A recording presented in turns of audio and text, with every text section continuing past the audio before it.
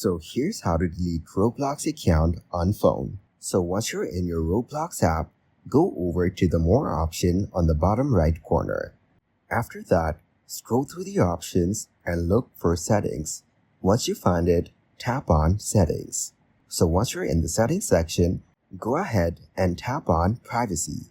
After that, complete this verification step. Once done, you will have access to all the privacy settings. From here, go over and tap on Account Deactivation and Deletion.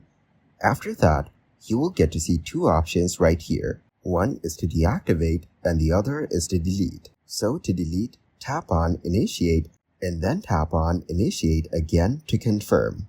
After that, your Roblox account will be permanently deleted.